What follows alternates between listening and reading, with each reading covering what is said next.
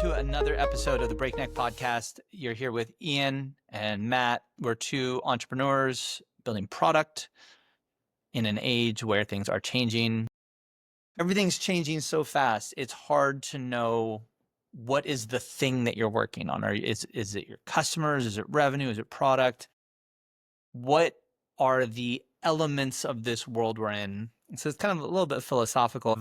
Ian sent me over this paper earlier in the week on the asymmetry of verification. And I think this is a super important topic to kind of get your bearings on what is going on in the world. It comes back to how AI knows that it's right, that knows that something's happened. And I think it's super important when you're designing what your product does. If you want to make your company, your product, your process, something that AI is good at doing, then this is going to be a very important topic.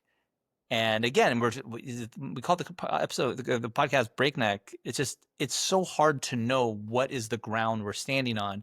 And so I'm very excited for this episode because talking about how AI verifies if it's right is, I think, going to be one of these fundamental building blocks that we can kind of say, okay, this is a sustainable, concrete thing that's happening versus just being stuck in this whirlwind and this drift of things moving all around. So Ian, take us through what this paper was, why it's important.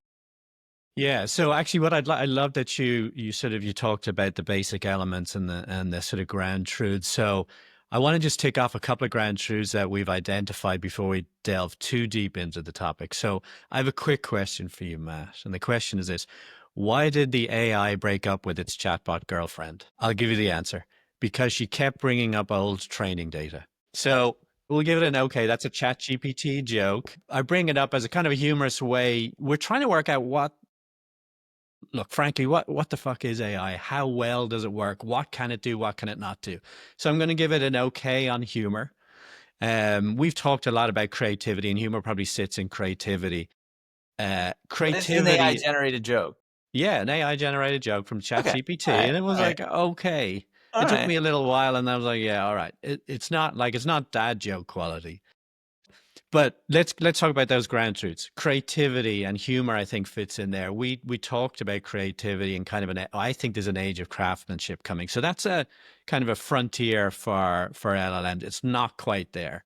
One that we spent a bit of time on last week is memory, right? If you expect a human to do a job, they need to be remember all the different things, right? It's no good putting all the silverware in the dishwasher and turning it on if you never put the detergent in, right? You got to remember everything.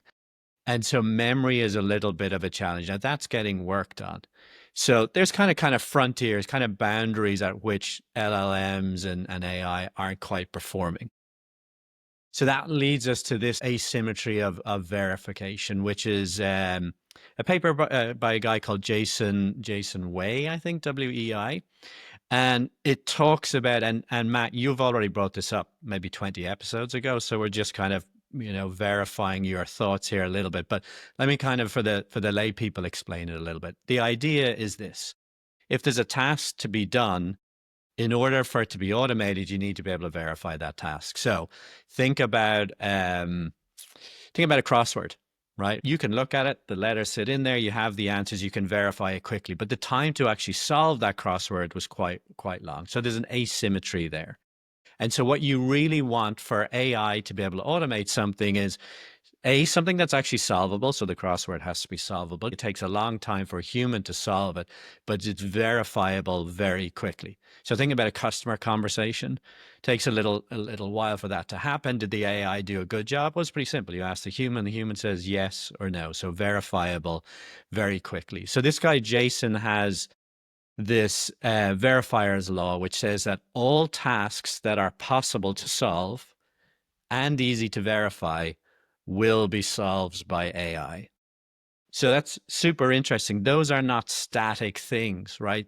The time to solve something, but also the time to verify something. So the crossword example I gave, it was only verifiable very quickly because somebody went ahead beforehand and kind of wrote down all the answers in a decoder spreadsheet for you. And so you can actually do work to ease the verification, to lower the cost of verifying something, which kind of, again, opens the aperture for AI to be able to work on more things because it's verifiable. You can also work on solving things better. So I spend a lot of time in image generation. The capabilities of AI are getting better and better and better, so it can solve more things. So as we think about another kind of frontier or boundary for AI, it's an interesting one. What are the things that can be automated, if you like, by AI? And there's two components. Is it solvable and is it verifiable? Yeah. I think this is a really good framework. I mean, the graph that it gives in this paper is just, there's things that are just trivial recall of knowledge. It got really good at those. It's getting slightly better as it gets a little better at parsing questions and things like that. But things that are kind of more, have a kind of a more complex latent space, like math problems, right? There's like, when I took hard math classes when I did math undergrad. And I say hard, different than just solving by rote, churning the number on a differential equation or remembering that this is the equivalence. Are you casting aspersions towards the engineer in the conversation here? Are you saying physicists' maths is harder than That's engineers' coming out maths? of your mouth. That's coming out of your mind. I didn't talk Okay. about engineers, but if you think that, Okay. All right. Keep but going. We know where we are. the thing about math is that there's all these kind of theorems and lemmas and all these kind of concepts that are built up. And generally the problem of solving difficult math problems is building that space. And this is my experience, is like really going in and remembering how all of those lemmas and theorems lead to kind of consequences within that space. And so it's something where once you know the basics, there's a very large space of kind of these hidden inferences you're able to make. And so the AI has gotten very good at building that space of inferences, is my impression. And so then it can come up with a verifiable proof. So getting to that proof, you usually have to navigate that huge space of like, do you take, these are both open coverings. And if you take the intersection of these open coverings, then you can prove that particular, I did real analysis like a lot, it's like that intersection has this element and therefore this is proved, right? But to figure out what are like that very large space of latent mathematical concepts, it's pretty like hard to navigate. But once you get to the answer, it's pretty easy to go back and say, like, okay, that makes sense. It's usually like 12 or 13 lines of this, and then this is the result, right? And so that follows that thing, but it's like there's gone from explicit knowledge to going and building these more complex latent spaces that still have the ability to reinforce that learning process of verifying that is the correct latent space. That's that set of invisible ideas and knowledge that is represented in the LLM can be reinforced. And so if you have many, many math problems with clear answers that can be proven very quickly, then what you're able to do is over time go over all of those kind of like hidden math concepts and show, yeah, these are useful, these are useful, these are useful, that's bad, that's a bad path. And so you kind of iteratively over trillions of runs, right, which is what the training sets do, are able to get to a pretty accurate set of mathematical representations, which for me was the process of learning math. It was kind of learning the first principles and then getting good at navigating all those intermediate steps. And so it's good at that. And I was probably never a gold medalist level math student, but that was my impression of how it works. In application, maybe a pact. How is this showing up? If you're if you're a business owner potentially talking to Pact or Beppo or somebody, what does this mean to you? Well, the thing is, like, we brought up the concept of learning math, and professors forever have done this. You want a thing that takes, I used to do 12, 13 hours a week minimum for one math class. It was a huge amount of work. Probably took him 4 minutes to grade, if that, 2 minutes to grade. Like, nope. He's done this before. He wrote the book on it. It was Charles Pugh. He's a fantastic teacher. Lots of work, easy to verify. Like every professor since the dawn of time has understood that is the correct way to assign problems to students. And so, this idea of like, hey, we're going to assign all these problems so that the AI can learn. We have tons of GPUs, but we have very limited, human experts who are able to sit down and interface with them. It's very hard to get a computer and a human to interface. And so having this type of problem, very hard to do, very easy to verify. Professors have done it forever. And actually in the workspace and with Pact, and this is the reason I brought this up maybe, And you said 20 weeks ago. I don't know how long this, what episode is this, 25? I think this is 25, actually. Yeah. It's the same thing for management. Good management is giving people very easy to verify problems and then letting them go for like 6 months. And my ideal employee is someone that I would check in once a year. That is my ideal. I think 5 years would be way too. I don't want to work for 5 years on a problem, but like 1 year is a great. It's like I want you to go into. I used to see these people from Uber. I remember I was in Guadalajara when Uber opened up, and they had these country openers or city openers, and this guy Ansel was the city opener for Guadalajara and several other cities in Latin America. And his job was he's going to come in and then make Uber work. And like that type of autonomy that was given to Ansel was basically you have a budget, do whatever you want, don't break too many laws, go. Maybe not even that don't break too many laws. Maybe wasn't one of his requirements. And so it was a very big problem with very clear verifiable usage numbers as determined by the Uber app. And he had just basically insane flexibility. I tried to get like $5,000 out of him once for because I was like doing a recruiting event. He's like, I need to recruit. I'm like, come, like you can sponsor it. He's like, how much? I was like, 5,000. And he's like, pesos or dollars? I was like, and he had just total autonomy here, which I think is a very important thing. It's like, you want to give these AI and these people autonomy to finish these problems. But anyway, my point is the same things learning for reinforcement learning are the same things professors do to teach you math. It's very similar. Do this, spend 20 hours on your homework set this week, and I'm going to come back and I'll be able to tell if you've done it in 5 or 10 minutes. And great management for very high growth companies gives people very hard problems and can tell if they're successful. But not only does this decrease your management load, but it actually also increases the space of opportunities that the person doing the work, whether if it's a guy like Ansel starting Uber in Guadalajara, gave him so many different ways he could do it. He could like give out credits and sponsor events and stuff like that. And actually the same thing that makes this type of thing effective at measurement also creates a very large space of possibilities.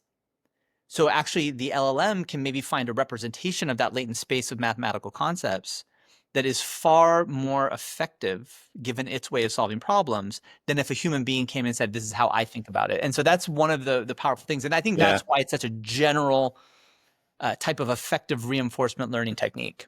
Yeah. So let's talk about measurement for a second, because that's important. Let's say you're a CEO or somebody senior in a business and you're tasked or you need to get over AI and start using it. I think right now what's in front of us for the most part is kind of cost optimization, just is the easiest place to start. Mm-hmm. And so this kind of rubric definitely applies, right? You go in, you find where the cost is most painful, and you try and apply AI to it. In order to apply AI to it, it's got to be verifiable. And I think and I'll give you a little story. We're doing, as I've talked about a couple of times, image generation. And so we can generate images for particular situations. What's really interesting is, as a human, we can look at that image and go, yeah, I asked for an image of Matt with a sign with pack behind him, and it's got wood, and it's that's all good. You would think that's actually quite verifiable, but it's not. Because what happens is you and I both look at it on a different screen, and the color's not right. And so what I'm finding actually we have one particular customer is they don't have the verification in place because they're not measuring that thing. So they have this pain point, which is really like 5% of their overall expenses that we can help with. $25 million business. So, that's painful. We've automated a bunch of stuff for them, but the verification, that's probably a lesson for me as well. The verification isn't actually there. And so we're now having to go back and do the measurement and decide how to verify it. So if I were giving advice to a CEO or somebody, start working out where the pain points are that you want to resolve. Make sure you have that measurement in place, whatever that measurement is, so that you can verify. And then the second thing that I would say, and this is going back a couple of episodes as well, is to Gretzky's maxim. There are two things changing fast here: the ability to verify, but also the ability to solve. The ability to solve is coming from the AI. So what's solvable today or not solvable today will be solvable let's say in 12 months' time. So you as an exec in a business need to be looking forward to where that puck is going. So get your measurement in place. If you're like, well, AI can't fix this today, but it probably is going to be able to fix it in 12 months' time. So we better start measuring it, understanding it. You better start working with a PACT or a Beppo, by the way, as well, so you get your feet wet and you kind of understand it. Yeah. But you're going to have to get ahead of it. You need to understand things need to be measured, but this is nothing new. It's just the ability of AI to do work for you is so valuable because it's so cheap to hire an AI to replace a human. But most companies have not done the work to make their company measurable, right?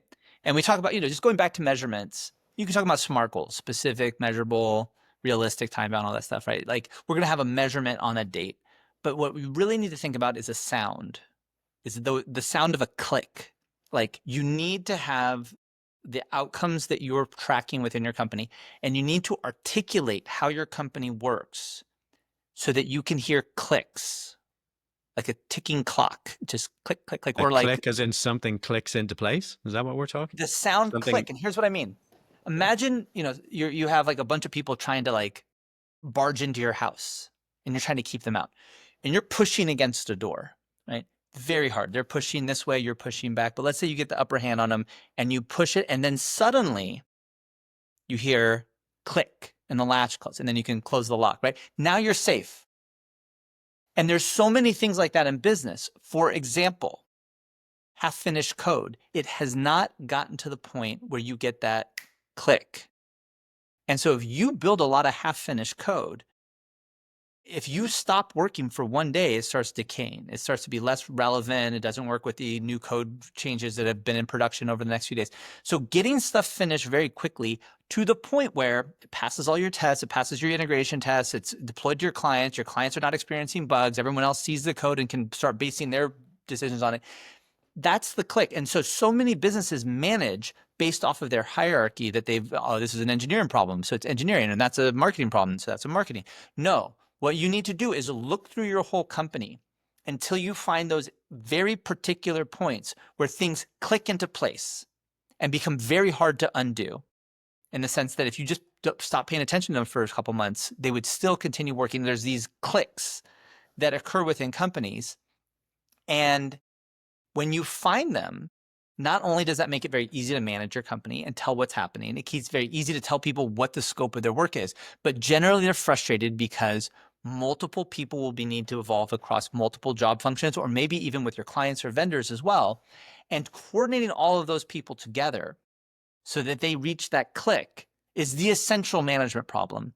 Now you're adding AI agents and AI processes as well. And you need to not only make sure that they are correct from a training perspective, but you need to integrate them into your company in a way. Both of those have this same verification. This is why I was so excited about this paper. They have that same verification principle. When the reinforcement learning gets to the point where they have solved the mathematical problem, they get a click. It's very clear. This is correct. Boom. You spend an hour training and 1 second verifying, click. Most people's companies are built to have people have half-finished work that doesn't click, and then they hand it off to somebody else and they hope that eventually it all works out. And that's why so many people have trouble reinforcing the structure of their own company. And adding AI into a company that you can't even manage with a few dozen people, maybe you have a group, a few dozen people you can't manage. Now you're going to add in thousands of autonomous AI. Even if the AI is very well trained, it's not going to work. You need to start studying this ability to verify if things are successful. And everything you do should be very tightly coupled to a verification process if you want to be a good manager. And I could go back through the literature, but I think hearing those clicks, and most people don't hear the click, and they're not used to even hearing clicks. They've never heard a click in their whole career, maybe except for a closed deal or a closed funding round, or I got the job. Those are clicks. But in their day-to-day, it's like, I worked through the pile of work on my desk. And so I think there's this much deeper principle that the universe can be organized and articulated into these very discrete, separable structures that can be addressed individually, given to an autonomous agent, finished. And, Uber was an example. Like they said, one city, one person, go make it happen. Either you succeeded or you failed, but there was a click. when you got to X number of rides that could be validated independently and objectively. So that's my rant on how management is related to AI. Hopefully, Yeah, I love it. I need to our think some more. customers see it the same It's way. making me think. I mean, the next conversation for another episode is around culture and ways of working in that context. Mm-hmm. Okay, let's jump to our highlight of the week, and I'm gonna go first because it's actually not quite a highlight of the week, but it's something that's definitely been on my mind and is related to this conversation, which more broadly is how's AI doing? What's its kind of shape? Where's it good? Where's it not so good? We talked a little bit about um, AI can do X today. It should be able to do 2X tomorrow. OpenAI has been talking about ChatGPT 5. No release date, nothing like that yet, but the rumors are getting more frequent. So there's something on the horizon. And it's an interesting thought experiment, I think, to think about how much better this thing might be. And I'll give you my bias on it. We've seen across the board, a couple of new generations of LLMs, which have been a little bit better, but not a lot better. The numbering scheme hopefully suggests that ChatGPT 5 will be better, but I think what's going to be super interesting is how much better it's going to be, because we've seen this kind of rate of improvement over time. Is it beginning to slow down a little bit? It feels like it to me, but 5 is on the horizon. Any thoughts, any reactions to that? Yeah, everyone knows that O3 and O3 Pro, if you have the $200 a month, like you can get these O3 Pro. There's these very expensive models. I think there's the ability to obviously run some types of optimizations on those types of models. For instance, DeepSeek did the mixture of experts, and they went much farther with the number of experts and the type of things. And so there are going to be optimizations to those models that come from just experience and seeing the kind of problems that they're solving, and you defer compute into these things. And so obviously the post training optimizations that we saw from DeepSeek probably give a lot of architectural clues to how a much more advanced model, but just the fact that you can solve certain problems with 4.0, which is a much cheaper model than O3 Pro. I know the numbering scheme, as I'm saying, but just being able to swap back and forth. And then they also have multimodal work. So, accessing websites.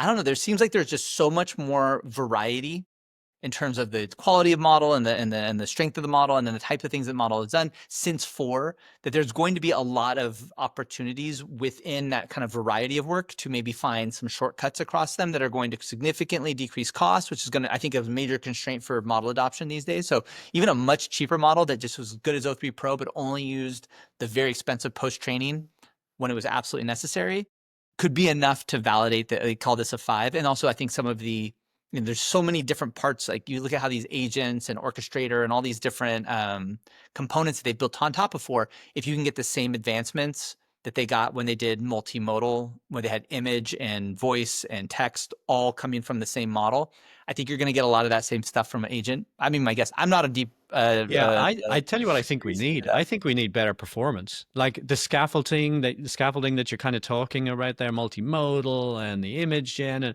that's great. That's kind of mining what's, for me, that's kind of mining what's mining/optimizing what's already there. I think in terms of pure inference, I think we need a step function improvement. And I say that based on some of the work that we're doing, that the core value of an LLM is its inference. And I every day see inference failures in these models. So I think we just need to, all the stuff around it is great. That's all going to get better. But if we're really on this super hyped trajectory, I think the inference needs to improve. So I think it's going to be really, really interesting. We'll see. It feels like things have slowed down, but at the same time, I don't think we've really. I mean, like, I don't need better AI at this point to accomplish our goals. We're still like bottlenecked on like just getting these biggest models into our customers' hands right now. So I think even if it isn't a huge step change, we're well past the point with O3 and those types of models where there's a lot of catch up and there's huge opportunities still. Yeah, so there's 5 years, at least 10 years probably, of digesting this and then presenting it and distributing it and getting it out to market. All So right. Well, we'll keep it short this week. We have some upcoming guests that are quite exciting. yeah. All right. Well, let's land it there. Thanks, Matt. Thanks, Ian. See ya. Bye bye.